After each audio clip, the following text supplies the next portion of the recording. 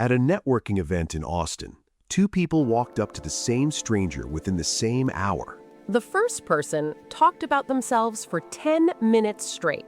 Their job, their achievements, their goals. The second person asked one question, then listened, then asked another question. Guess who the stranger remembered the next day? Guess who they texted asking to grab coffee? It wasn't the person who talked the most.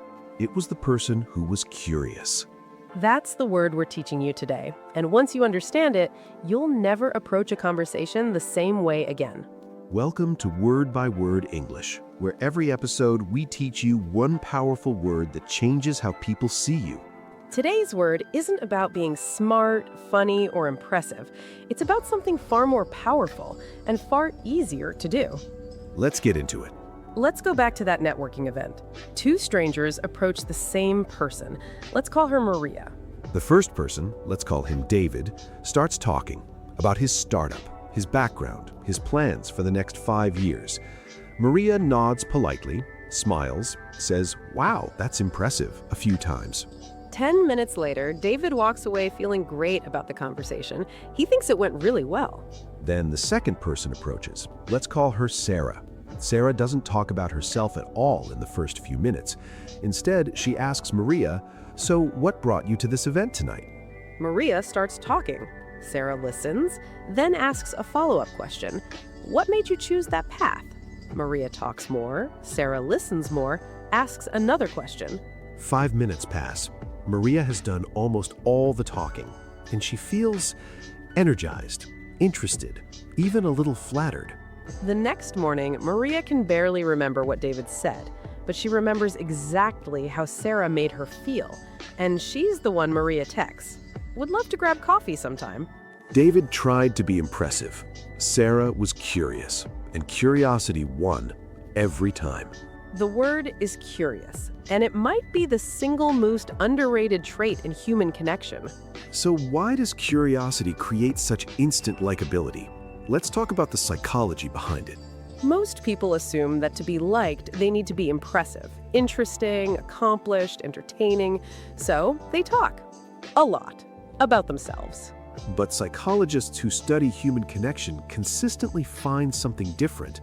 People don't remember how interesting you were nearly as much as they remember how interested in them you seemed. When you're curious about someone, when you ask real questions and actually listen to the answers, you're sending a powerful unconscious signal. You're saying, "You matter to me. What you think is worth my attention." That feeling of being truly listened to is rare. Most conversations are actually two people waiting for their turn to talk. So when someone breaks that pattern with genuine curiosity, it stands out immediately. There's also a simple truth about human nature. We're naturally focused on ourselves. We're constantly thinking about our own lives, problems, and experiences. So when someone shows real curiosity about us, it feels like relief, like finally being seen. This is exactly why curious people are remembered as easy to talk to or really likable, even if they barely said anything about themselves at all. Curiosity isn't passive. It's one of the most active forms of kindness there is. Let's look at 3 real situations where curiosity changes everything. Situation 1, meeting someone new. Instead of immediately talking about yourself, try, "What's been the most interesting part of your week?" This single question often leads to a far more memorable conversation than any introduction about yourself ever could.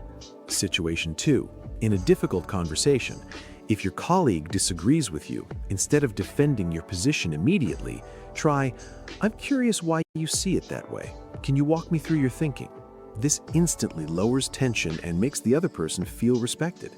Situation 3, describing yourself. "I'm a genuinely curious person. I love learning about other people's perspectives." This is a powerful thing to say in interviews, on dates, or in any new relationship. It signals openness, humility, and emotional intelligence all at once. Notice the pattern across all 3. Curiosity is never about you. It's about creating space for someone else to feel valued. Tell us in the comments, who's the most curious person you've ever met? What made them so easy to talk to? Let's go a little deeper, because curiosity isn't just a conversation technique, it's a signal about your entire character. When Americans describe someone as curious, they're actually saying several things at once. 1, this person is humble. They don't assume they already know everything. They're open to learning, even from a complete stranger. 2, this person is emotionally secure. Insecure people often dominate conversations because they need validation. Curious people don't need that. They're comfortable giving the spotlight to someone else. 4, this person is trustworthy. If someone takes the time to genuinely understand you, you naturally feel safer around them. Curiosity builds trust faster than almost anything else. 4 signals, 1 simple habit. That's the quiet power of being curious. Now let's talk about the mistakes people make when trying to be curious, because there's a wrong way to do this too. Mistake 1, asking questions without actually listening to the answers. If you ask a question, but you're already thinking about your next question instead of truly listening, people can feel that. Real curiosity requires real presence. Mistake 2, turning curiosity into an interrogation. Asking 5 questions in a row without sharing anything about yourself can feel like an interview, not a conversation. Good curiosity is balanced. You ask, you listen, and occasionally you share something small too. Mistake 3, using curious only as a label, not a practice. Saying, "I'm a curious person," means nothing if you don't actually ask questions and listen. The word only has power when it matches your real behavior. Mistake 4, confusing curious with nosy. Curious questions come from genuine interest and respect. Nosy questions feel intrusive, too personal, too fast.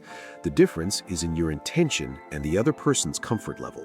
Tell us in the comments, have you ever caught yourself thinking about your next sentence instead of really listening? Be honest, we've all done it.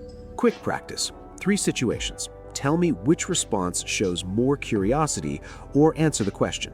Situation 1, someone mentions they just got back from a trip. Option A, "Oh nice, I went to Italy last year, it was amazing." Option B, "Oh nice, what was the best part of the trip for you?" Option B. Option A redirects the conversation back to you. Option B keeps the focus on them and invites them to share more. Situation 2, a coworker shares an idea you don't fully agree with. Option A, "I don't think that would work, here's why." Option B, "Interesting, what made you think of that approach?" Option B again. It doesn't mean you can't share your opinion eventually, but starting with curiosity opens the door to a much better conversation. Situation 3, a new coworker asks you about your salary, your relationship status, and why you left your last job, all in the first 5 minutes. Is this curious or is this nosy? Nosy.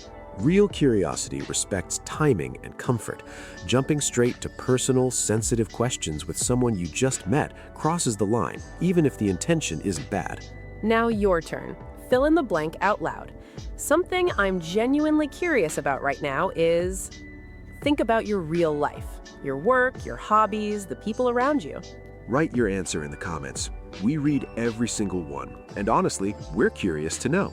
2 strangers, same event, same hour. One talked, one listened. And the one who was remembered, the one who got the text the next morning, wasn't the most impressive person in the room. It was the most curious one.